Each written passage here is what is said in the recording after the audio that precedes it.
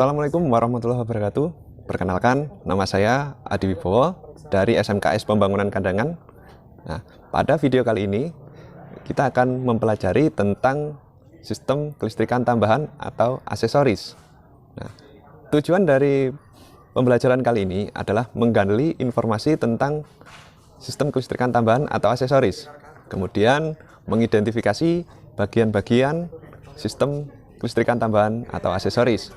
Dan yang terakhir, melakukan pemasangan kelistrikan tambahan atau aksesoris pada kendaraan.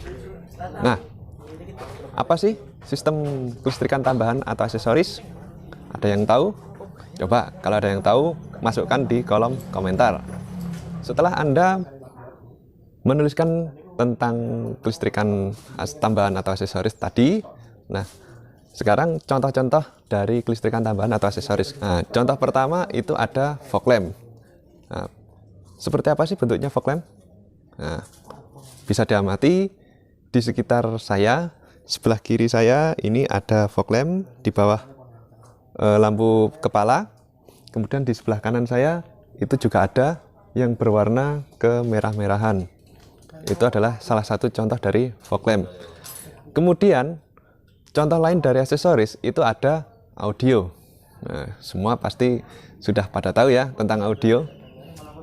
Nah, kemudian contoh lain ada power window, ada central lock, ada AC, dan semua kelistrikan yang tidak pokok pada suatu kendaraan itu namanya adalah aksesoris. Nah, baik, sekarang kita masuk ke pokok bahasan pertama, yaitu fog lamp. Ya. Mengapa kendaraan butuh fog lamp? Coba tulis di kolom komentar di bawah itu. Ya, alasan kendaraan butuh fog lamp atau lampu kabut itu adalah untuk membantu visibilitas dari seorang pengendara. Atau ketika berkendara pada kondisi berkabut, hujan, yang memungkinkan jarak pandang berkurang, itu kita butuh yang namanya fog lamp. Ya.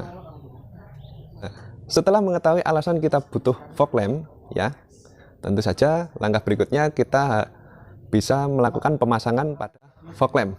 Sebelum mengetahui cara pemasangan pada fog lamp, ya, yang pertama Anda harus menyiapkan alat tulis. Untuk apa?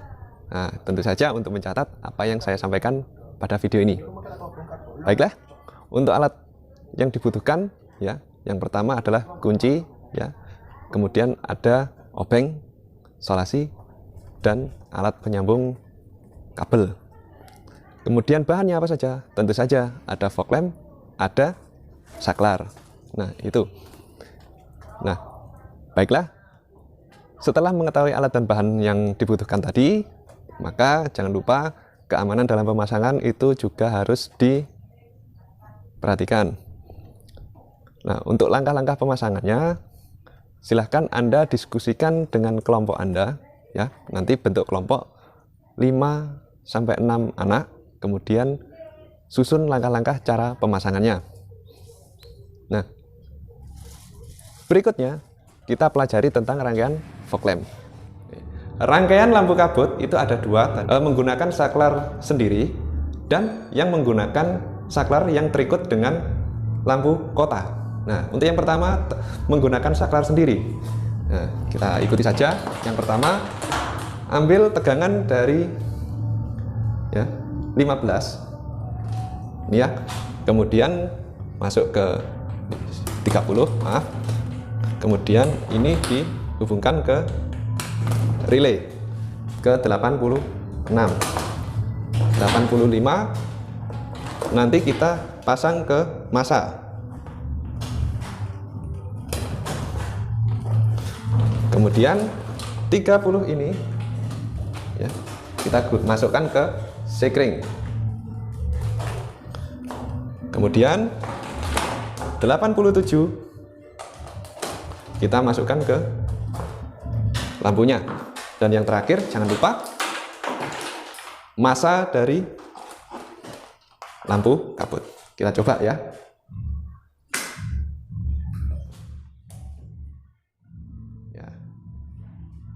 Nyala ya. Nah, ini untuk lampu kabut yang tanpa mengikut lampu kota. Berikutnya, untuk lampu kabut yang tergabung dengan lampu kota, artinya ketika lampu kota nyala, lampu kabut baru bisa menyala. Kita tinggal memindah sumber listrik dari saklar lampu kabut tadi ke terminal 58. Tadi ini ya. Ini kita pindah ke sini saja. Oke. Kita coba. Ya. Nyalakan lampu kota, nyala, lampu kabut tidak menyala. Tapi ketika ini dipencet, nah, lampu kabut akan menyala. Nah, namun ketika lampu kota dimatikan, lampu kabut juga ikut mati. Nah, demikian rangkaian lampu kabut dari yang pertama tadi tanpa ikut dengan lampu kota, dan yang kedua jadi satu dengan lampu kota. Untuk cara pasang fog lamp, ya kita harus menentukan letak-letak dari fog lamp itu sendiri. Kemudian kita harus menentukan posisi saklar yang akan kita pasang. Nah, baik. Untuk pemasangan saklar, kita bisa memilih di tempat-tempat yang mudah dijangkau. Misalnya di sebelah kiri pengemudi atau sebelah kanan kemudi, ya. Nah, tujuannya apa?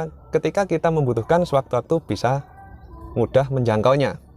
Nah, itu. Baiklah, untuk pemasangan fog lamp kita bisa memilih lokasi yang kita inginkan. Ya, tentunya yang menunjang visibilitas kita saat berkendara, khususnya dalam kondisi berkabut atau hujan sangat lebat. Nah, contoh pada kendaraan ini kita bisa pilih lokasinya pada bempernya ini, ya. Nah, pemasangannya seperti apa? Nah, pada pemasangan yang di bemper seperti ini, ya, ini sangat mudah. Kita tinggal memasang dudukannya pada bemper atau lubang-lubang yang sudah ada pada bemper. Nah, namun pada grill ini pemasangannya kita harus dari dalam, ya. Nah, atau kita lepas dulu ya grillnya, kemudian kita pasang fog lampnya. Nah, namun itu sangat berisiko. Nah, yang aman adalah kita tiduran di bawah kolong mobil, ya, kemudian kita pasang sesuai dengan yang kita inginkan. Nah, kemudian untuk pengkabelannya juga demikian. Kalau yang seperti ini cenderung kurang rapi, sedangkan yang di bawah sini ini akan lebih rapi. Berikutnya adalah sistem audio. Nah, untuk apa kendaraan dikasih sistem audio? Nah, tujuan dari pemasangan sistem audio adalah untuk menambah kenyamanan dari si pengendara itu sendiri. Kemudian untuk mendapatkan update informasi dari lalu lintas. Nah, untuk komponen sistem audio itu sendiri itu sangat sederhana, ya. Ada komponen utama yang berupa head unit seperti yang saya pegang, kemudian ada power amplifier, kemudian ada speaker seperti yang ada di pintu, dan ada subwoofer. Nah, dalam pemasangan sistem audio, ya, alat yang diperlukan, ya, selain cutter, itu kita juga butuh alat satu perangkat alat sambung, gunanya untuk menyambung kabel-kabel nanti. Nah, cutter ini sendiri digunakan untuk memotong bagian atau tempat dari dudukan head unit itu sendiri maupun dari speaker. Nah, dalam pemasangan sistem audio kita perlu merencanakannya dengan matang. Kemudian perlu menentukan tata letak. Setelah menentukan tata letak, barulah kita melakukan pemasangannya pada kendaraan, ya, sesuai dengan yang direncanakan semula. Nah, baru setelah itu kita melakukan uji coba untuk mengetahui apakah pemasangan itu tadi sudah sesuai atau tidak, ya. Dalam pemasangan kabel khususnya kita harus memperhatikan warna-warna kabel ini, karena masing-masing warna kabel ini memiliki fungsi sendiri. Nah, khusus yang kuning, merah, hitam ini untuk kabel power, ya, kabel source power, dan yang warna-warni seperti ini untuk speaker. Dan yang sebelahnya ini kita bisa manfaatkan untuk dihubungkan ke amplifier yang kemudian disambungkan lagi ke subwoofer. Nah, demikian cara pemasangan sistem audio. Silahkan diskusikan dengan kelompok Anda untuk cara-cara lain dalam pemasangan sistem audio. Ya, sekian dari saya. Terima kasih. Assalamualaikum warahmatullahi wabarakatuh. Sampai jumpa.